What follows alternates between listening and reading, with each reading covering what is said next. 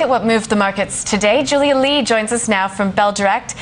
Good way to start the week, Julia. Thanks so much for joining us. Just tell us what the main drivers were today. Nadine, it was an extremely impressive performance on the Australian share market today. We saw the market gaining 1.8%, and it's even more impressive given the leads that we saw in this morning. We saw the US market on Friday with a gain of just 0.2%. Some very disappointing job numbers there to digest, the numbers coming worse than expected. And we also saw commodity prices take a tumble on Friday on the back of those numbers, with oil prices down 2.8%. Yet despite this, the Australian share market gained across every single sector. Looking domestically and locally, we saw some very good news in terms of takeover activity, which boosted the market, as well as Commonwealth Bank coming in with an impressive first quarter result.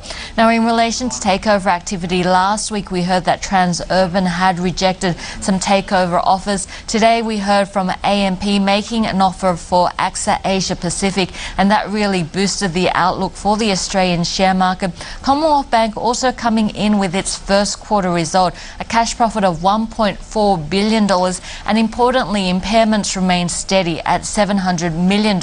Commonwealth Bank saying that it believes that the bad debt cycle may have peaked. That was great news for its share price, up by 4.5%. In fact, a good day for those banking stocks in general. The only one to buck the trend was Westpac, which was down by 1%, but doing fairly well considering that it was trading ex-dividend. Macquarie also trading ex-dividend today, but it actually managed a gain. We saw gold prices reaching a new all-time record high during the Asia session, so that was great news for the gold plays. We saw Newcrest Mining up by 3.6%. Now, we did see gains across the market, but the best sectors today were the consumer discretionary, the information technology, the industrials, as well as the financial sector. And usually we see quite light trading on Monday, but today was different. For a Monday, we saw the best volume traded in more than 2 months. So a great day, $5.6 billion worth of shares traded hands today. Julia, the focus of the market, though, was AXA Asia Pacific. Those shares rising 32.5%. Tell us about that one. It was a great day for AXA Asia Pacific. Now, AMP made a bid for the company, and it was a mixture of cash as well as shares. The implied value of that bid was $5.34, which before AXA opened today was a premium of about 24% on its share price. Now, AXA Asia Pacific has come out and rejected the bid. The plan was for AMP to take over the Australian as well as the New Zealand operations and then sell the Asian operations back to AXA's head company, the parent company, AXA SA, for about $7.7 billion. Now, this would allow AMP to regain its status as the #1 superannuation provider. It actually lost that title when National Australia Bank took over. If see consolidation within that superannuation funds management space. So we could see consolidation there. Scale would help companies cut costs, and that was great news for IOOF, which was singled out by the market. It traded up 6.7% today. We also saw Challenger Financial gaining 4.6%. So altogether, a great session for that financial sector.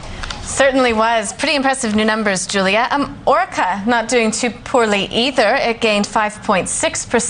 Can you tell us about its results? This was one that the market was watching closely, and that's because it's a cyclical company. Orica coming in ahead of expectations, actually recording its 8th year of growth, so sending a strong signal to the share market and some strong signals about the underlying Australian economy as well. Now, Orica is the world's largest explosive maker, and so it gains a lot of its revenue, a lot of its sales from mining companies and the capital expenditure that they outlay. Now, the great news was that their mining business actually saw a record result. They saw strong sales at $4.1 billion.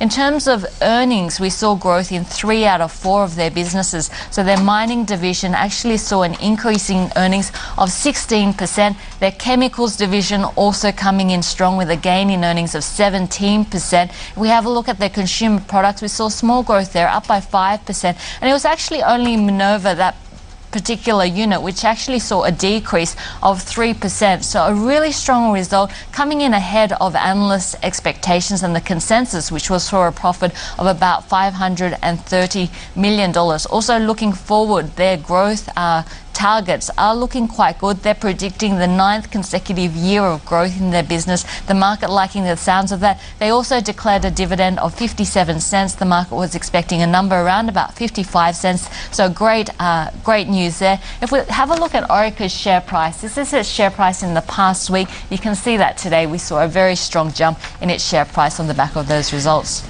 Love your charts, Julia. Thanks so much for the update. We'll speak with you tomorrow. Thanks, Nadine. That's